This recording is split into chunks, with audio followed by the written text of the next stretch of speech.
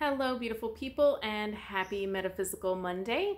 Thank you so much for being here. Today, we are going to talk about selenite.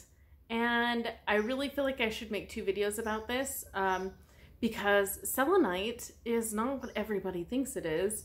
What everybody thinks is selenite is actually called satin spar. But I have a sample of both so you can see what the difference is. But for the sake of this video, we're going to continue calling satin spar selenite. I'm gonna try to remember to call it satin spar, but forgive me if I slip up because it's labeled selenite everywhere. But those who know. So let's dive right in. So selenite is actually a form of gypsum. So gypsum forms in several different ways. I might have one around here somewhere. But most commonly, we know selenite as, we know satin spar as selenite, and that's this stuff that you see. See how it's reflecting the light? That is what we commonly know as selenite, but that's actually satin spar. What true selenite, there's a trash truck, hold on. I should know better than to film on trash day. Anyways, it did give me a minute to get a sample of what I was just looking for back there. So, what true selenite actually is clear, and most places will sell it as fishtail or angel wing selenite just because of the way it forms, but that's what true selenite is. And this is the only sample of true selenite I could find. But I got this, and I'm glad I got it anyways. But I found this at one of my favorite shops, and I was looking for, because I knew they had regular selenite. And I asked the lady, and she was like, yeah, we have some. She walked me over to it. Oh, wait, somebody must have bought it. It's gone. So, but I saw this, and I thought it was selenite, but I wasn't 100% sure, and I figured it was really expensive, so I didn't ask, and I left. But then I came back later and was like, just buy it. Just at least see how much it is, because it wasn't marked. But anyways, it is selenite, and the lady called it fishtail because we really, the way that it's marketed is it's either fishtail or angel wing selenite, or satin spar is selenite. So yeah, that's a whole nother video, but this is my sample. My arm's getting tired. It's like 4 pounds, but that's what true selenite looks like. It has cleavage, which means it has the breakages right there, which you can kind of see a little bit if I get the right angle on it with the good background there. Nope, focusing on my nail. But you can see that, right? You can see how it's kind of layered, so it has this cool cleavage look. You can see it kind of right in this area. You can see how it cleaves. I don't know if that's the correct word for it, but it's like crystal clear. There's a good inch and a half of thickness there, and what you're actually seeing is crystals formed on the bottom. I believe it has some quartz in the matrix crystallized underneath there. But yeah, so that's what you see. And the rainbows on this thing are amazing. You can see some of the rainbows going on in there. There's like a ton. But that is true selenite. This right here is why I think there's some quartz crystals behind there.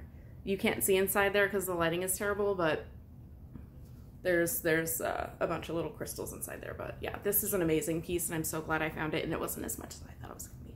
So there's that. That is selenite, okay? And most commonly you're going to find that as fishtail or angel wing selenite. What we know as selenite is actually satin spar.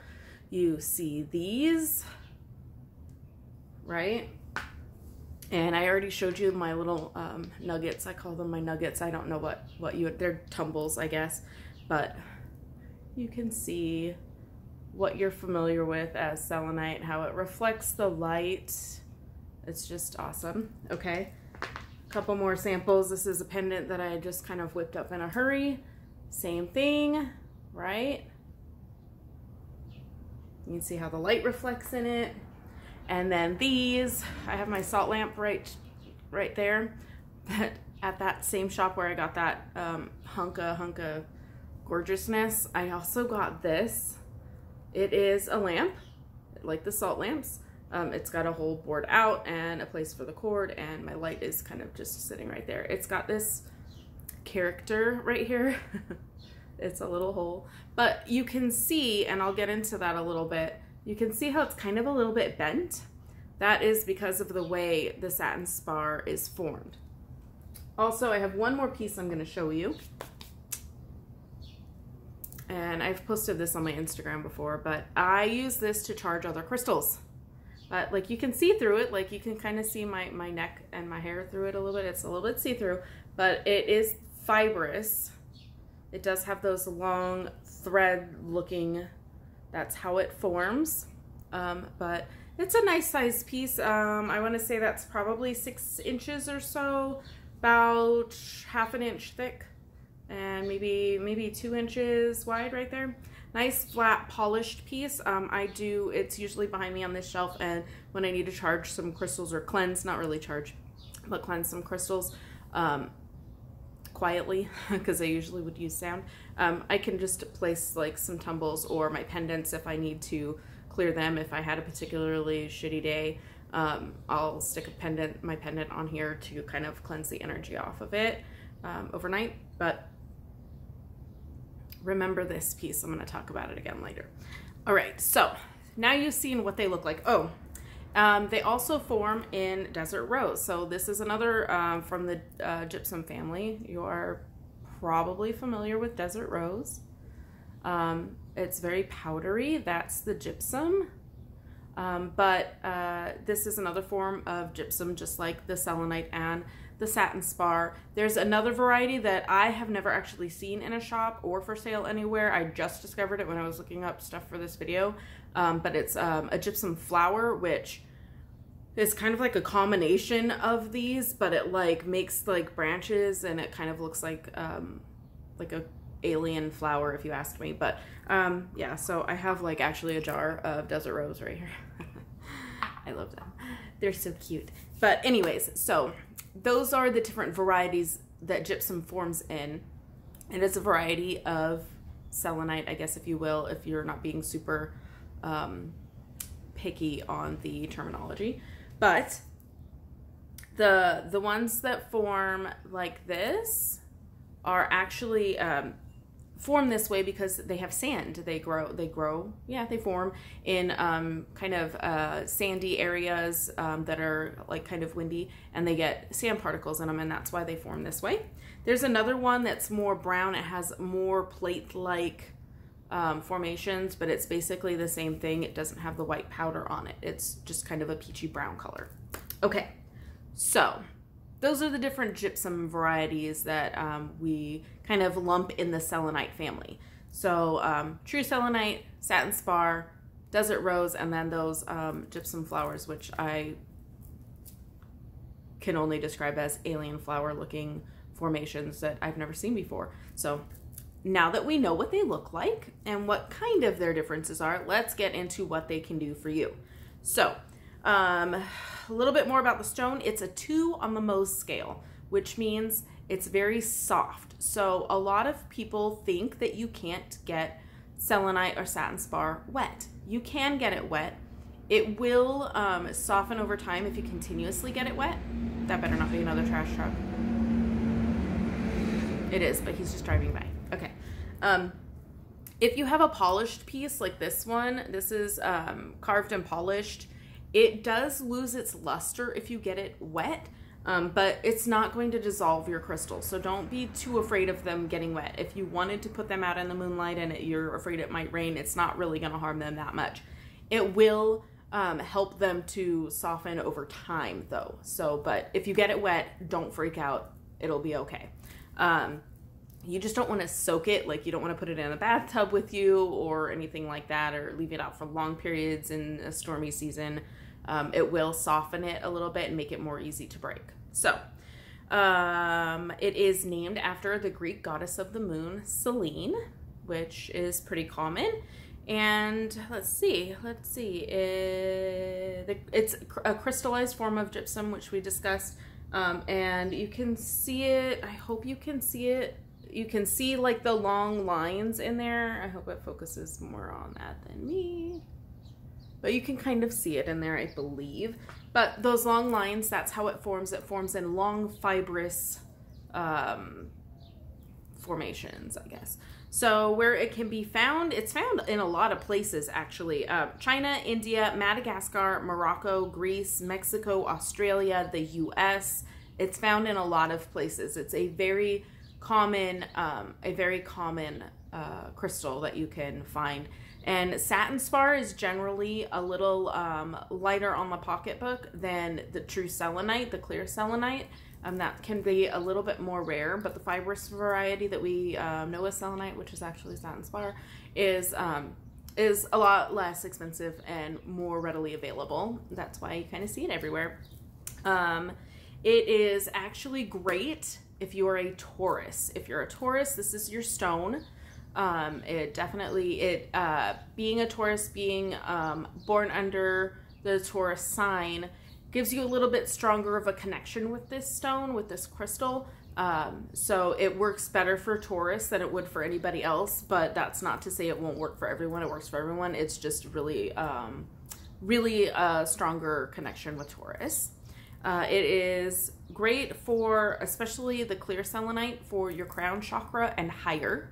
So if you're new to chakras, you know, your crown chakra is the one right above your head, that channels, it helps you channel, it's your connection to spirit, that kind of stuff. But there are, if you go beyond the basic 7 chakras, there are other chakras that are higher than your crown chakra, which I'm not going to get into. I think I messed my hair. I'm not going to get into the chakra system, but great for chakra, crown chakra and higher. Also third eye, I would say also third eye, just from experience. So it comes in different colors too. I don't know what happened to my orange. I have an orange selenite candle holder that looks very similar to Himalayan pink salt. It's the same kind of color, but it is like this, right? And it's got a hole in the middle, and it's like half the size. But I don't know where I put it. It's usually right here, and it's not. I don't know what I did with it. It's kind of weird. It disappeared. Anyways, it was needed somewhere else. So it can also, let's see, where else? In Australia, it can be green because of a high copper content, so it can be kind of a greenish. So there is green selenite, and it only comes from Australia as far as I know. And then there's blue, gold, and gray varieties that have inclusions of iron, silver, and sulfur. So there are some other colors that are a little bit more rare, and it's just because they contain some other they all seem kind of metallic-y minerals that are introduced into it while it's forming that will cause the color to change.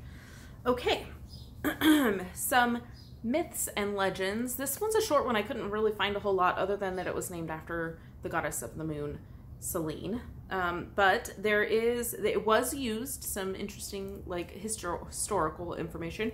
The clear selenite was actually used as windows way back because it amplified the light. So it was used in windows, and I believe it's still in a couple of places. You can still find selenite windows in some of those like really old buildings that I believe they might still have selenite windows. But I would have to look into that. In feng shui, it can be used as the fire element. So if you're interested in feng shui, I don't really practice feng shui, but I find it interesting, but I don't really practice it just because of the way my house sits. It's just not convenient. I have my selenite completely in the wrong place of my house if I were going feng shui, just to let you know. It's not to be placed in the east. This is in the most eastern part of my home. So, and that's where my selenite is, except for the stuff that's in my bedroom and the kids' rooms. Yeah, so like almost all of the rooms in the house have a piece of selenite in them. I'll get to that, why that is further on. So, but it can be used as a fire element, which is not to be placed in the eastern part of your house. If you're more interested in that, Google some feng shui stuff. But selenite is the fire element for feng shui, or it can be substituted for a fire element. And it was used for in the Aboriginal culture it was used in rainmaking ceremonies. So because it's so soft and it can be broken up into small pieces or what have you, the way they did their ceremony, and what they would do is they would throw the selenite up in the air, and it would fall down and kind of crumble and go everywhere, and it kind of resembled rain. And it was to symbol to the sky to this is where we want the rain to fall. So very interesting little factoids and some history behind selenite. So let's get into the healing properties. I gotta adjust my legs because I'm sitting on the floor and my legs falling asleep. So physical healing properties or physical attributes that you can use selenite for include mental clarity, which can be related to Alzheimer's. If that is something that has affected your life, I know that's difficult, but it has been said to be helpful for Alzheimer's, which any mental clarity, really, if you're feeling kind of foggy or bogged down in some way, mental clarity, you can use selenite for that. Memory, also going along with mental clarity and Alzheimer's. Cellular repair of free radicals. So it really can, the vibration of the stone can affect the vibration of your cells in your body, which can help to clear free radicals from your system. And it's also good for healing and strengthening of the spine and the skeletal system.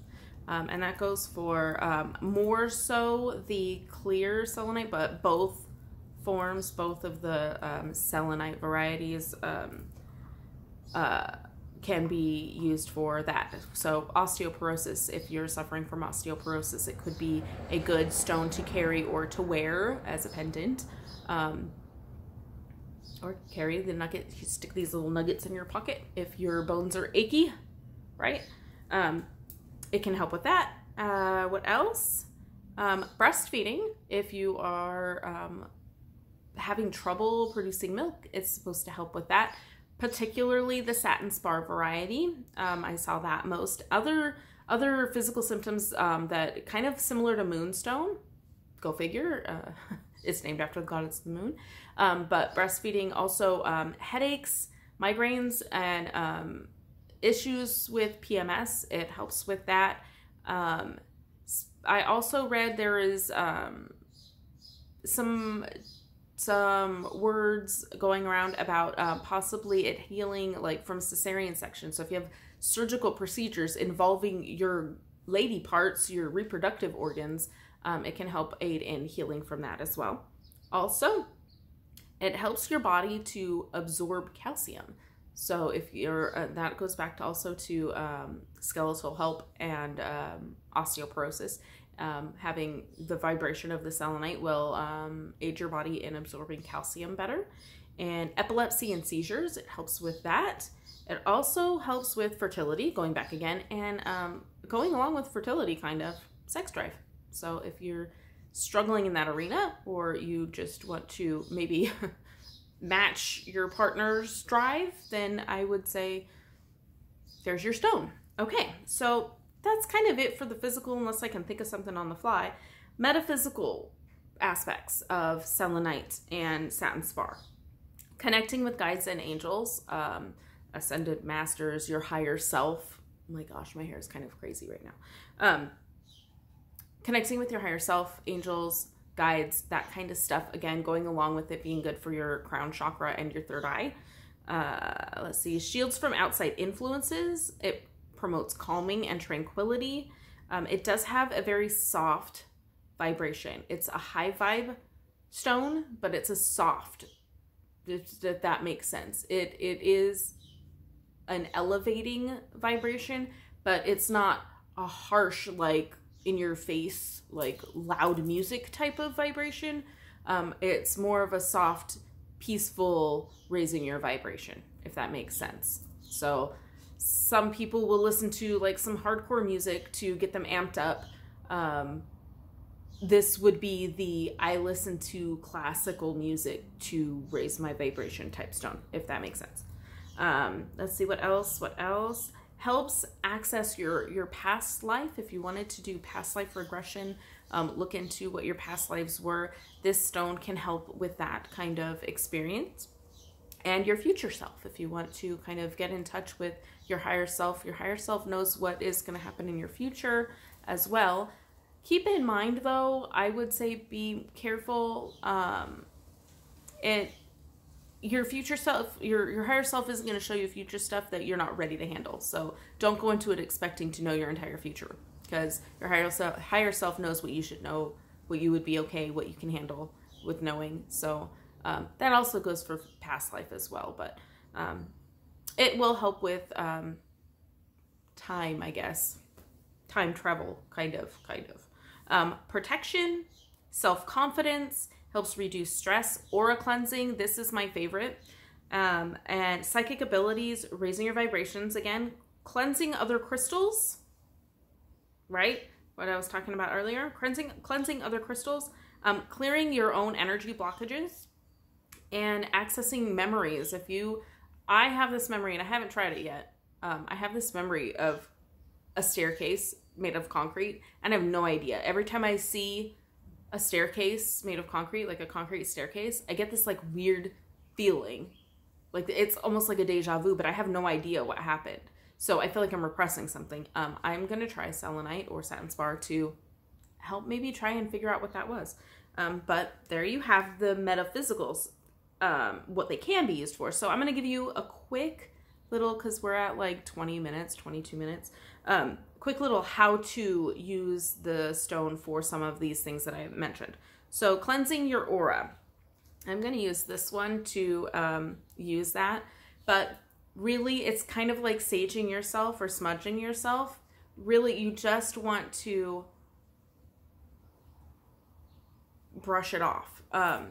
And the way I like to do it, I kind of like visualize it being a magnet and sucking the negativity or whatever out of my aura.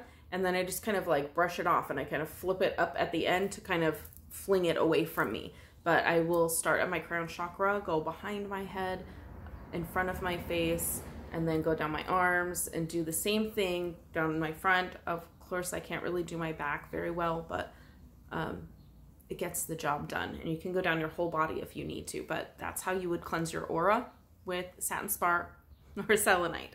Also, past life meditation. You can use it in a meditation.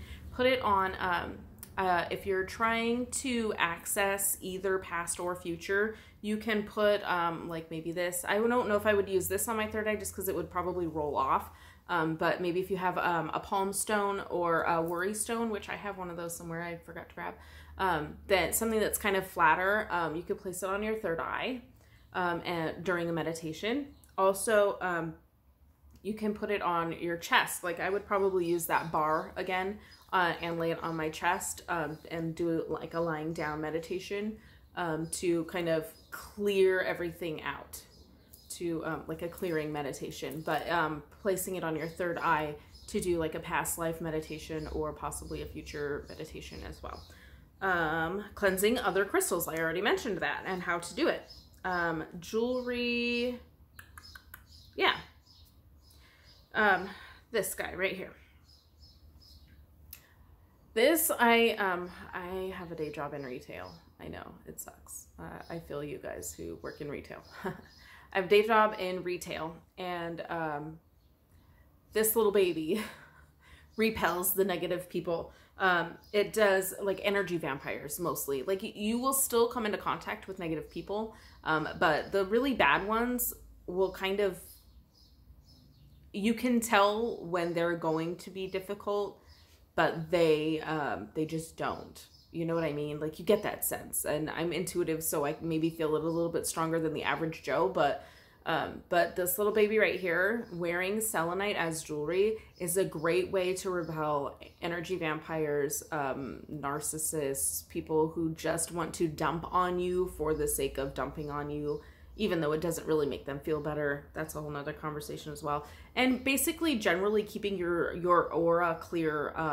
If you want to do that aura cleansing before you start your day and then wear this will keep your vibration clear.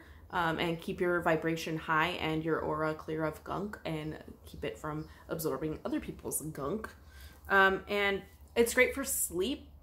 It's not great for everyone for sleep. So I would be cautioned. I would give you a little bit of warning if it's not for everyone to help with sleep. For some people, it helps great. For some people, it keeps your vibration a little too high and you have trouble falling asleep. So keep that in mind. Just keep that in mind. So that is everything that I would like to include in this very long video. But I would like to offer one of you this. It's not going to be this specific one. I have another one that's still wrapped in plastic. I've not used it. But you don't have to cleanse selenite. It keeps its vibration very well. If you feel like you need to, go right ahead, but you really don't need to cleanse selenite. In fact, you can use it for cleansing other crystals, which we've already talked about. But I want to gift one of these to one of you guys. It will be wrapped in plastic because I haven't even opened it yet.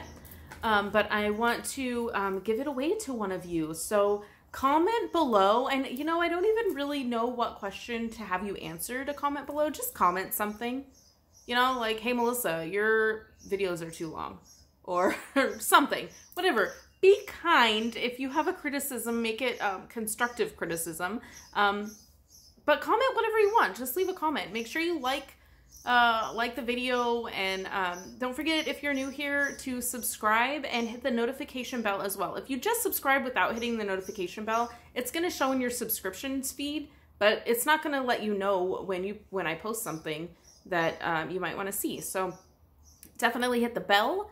And I always every Monday post a video just like this one, probably a little shorter. Metaphysical Mondays every Monday, and also every 2 weeks, which I'm thinking about making a switch up on the tarot readings, but every 2 weeks-ish, I will post tarot readings based on zodiac signs. So if you're interested, hit that subscribe and definitely ring the bell. It's very important. So thank you so much for watching. I will pick a winner for the giveaway. What's today? Today is Monday the 20th, I think, somewhere around there. I will pick a winner by not this next Monday's video, but the Metaphysical Monday after that. So I want to say that's going to be in June. The first that's what we'll call it. The first Metaphysical Monday in June, I will announce the winner in the video. So make sure you're commenting, and I will see you in the next video. Thank you so much for sticking around so long. Have a blessed day.